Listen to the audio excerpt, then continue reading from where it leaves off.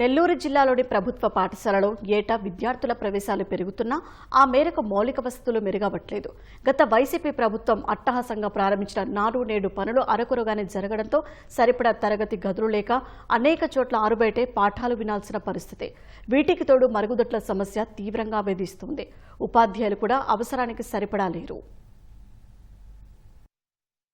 నెల్లూరు జిల్లాలో 2000కు పైగా పాఠశాలల్లో సుమారు 3 లక్షల మంది విద్యార్థులు విద్యాబుద్ధులు నేర్చుకుంటున్నారు. ఉపాధ్యాయులు అంకితభావంతో పనిచేస్తూ ఉత్తీర్ణత శాతం పెంచేందుకు కృషి చేస్తున్నారు. అయితే జిల్లాలోని అనేక పాఠశాలలు సమస్యలకు నిలయాలుగా నిలుస్తున్నాయి. ప్రధానంగా మరుగుదొడ్ల సమస్యతో విద్యార్థులు తీవ్రంగా ఇబ్బంది పడుతున్నారు. ఒక్కో హైస్కూల్లో సుమారు 500 మంది, నెల్లూరులోని మున్సిపల్ పాఠశాలల్లో 1000 మందికి పైగా విద్యార్థులు చదువుకుంటున్నారు. వారికి సంఖ్యకు తగ్గట్లు మరుగుదొడ్లు లేకపోవడంతో ఇంటర్వెల్ సమయంలో బారులు తీరిన క్యూలైన్లు దర్శనమిస్తున్నాయి. ఉన్న కొన్ని మరుగుదొడ్లు అపరిశుభ్రంగా ఉంటున్నాయని, నీటి సమస్య కూడా తీవ్రంగా ఉందని విద్యార్థినులు చెబుతున్నారు.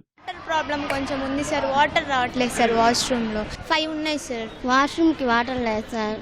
అదే వాష్రూమ్ లో వాటర్ రావట్లేదు. పాఠశాలల్లో సరిపడా తరగతి గదులు లేకపోవడంతో విద్యార్థులను ఉన్న గదుల్లోనే కుక్కి బోధన చేస్తున్నారు. నాడు నేడు పనులు ముందుకు సాగకపోవడంతో తరగతి గదుల్లో భద్రపరిచిన సిమెంటు బస్తాలు గడ్డకట్టి తొలగించేందుకు కష్టంగా మారింది. నెల్లూరులోని కేఎన్ఆర్ పాఠశాలలో సుమారు 2000 మంది విద్యార్థులు చదువుకుంటున్నారు. ఇక్కడ విద్యార్థులు రాష్ట్రంలోనే ఉత్తమ ఫలితాలు సాధిస్తున్నా ఉపాధ్యాయుల కొరత తీవ్రంగా ఉంది. జిల్లాలోని అనేక పాఠశాలల్లో ఇలాంటి పరిస్థితి నెలకొని ఉంది. ప్రస్తుతం పాఠశాలలో కొరత, ఉపాధ్యాయుల కొరత తీవ్రంగా ఉంది. దాదాపు 30 మంది టీచర్లుగా మనకు కావాల్సి ఉంటుంది. గతంలో నాడు నేడు కార్యక్రమం కింద అసంపూర్ణంగా మిగిలిపోయినటువంటి గదులున్నాయి.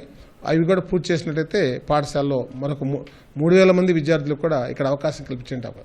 తరగతిలో ప్రస్తుతం అవి కొన్ని అసంపూర్ణ స్థితిలో ఉన్నాయి కాబట్టి మనకు తరగతిలో 60 నుంచి 65 మంది విద్యార్థులు కూర్చున్నారు. నగరం మొత్తం మీద మున్సిపల్ పాఠశాలలో సుమారు 202 పోస్టులు ఖాళీగా ఉన్నాయి. సుమారు 13,000 మంది విద్యార్థులు ఈ నగరం నందు మున్సిపల్ కార్పొరేషన్ ద్వారా చదువుతున్నారు. విద్యార్థులు తరగతి గదులు ఈ పాఠశాలలో అయితే 2 క్యాంపస్లలో పాఠశాల జరుగుతూ ఉంది. ఈ 2 క్యాంపస్లు, ఒక క్యాంపస్లో ఇంకా అసంపూర్తిగా భవనాలు ఉన్నాయి. వాష్రూమ్స్ ఇంకా కావాల్సి ఉంది సార్. ఉన్న కాడికి ఎన్ని మ్యాక్సిమం కట్టగలిగితే అన్ని కడితే బాగుంటుంది. ఇక్కడ సుమారు 650 మంది విద్యార్థులు విద్యాభ్యాసం చేస్తున్నారు. వీరికందరికీ కూడా అన్ని క్లాస్ రూమ్స్ ఉన్నాయి. కాకపోతే మాకు నాడు నేడు కింద 15 రూమ్స్ శాంక్షన్ కావడం జరిగింది. కానీ అవి కూడా కంప్లీట్ అయితే ఇంకా పిల్లలందరికీ కూడా ఎక్కువ సెక్షన్స్ చేసుకొని మేము ఉపయోగించుకోవడానికి వీలుగా ఉంటుంది. ప్రస్తుతం అయితే ఒక రూమ్ ఎక్స్ట్రా అవసరం కాబట్టి మేము దానికి కిటికీలకన్నిటికీ మెష్ కొట్టుకొని ఆ రూమ్ని మేము క్లాస్ రూమ్గా వాడుకుంటున్నాం.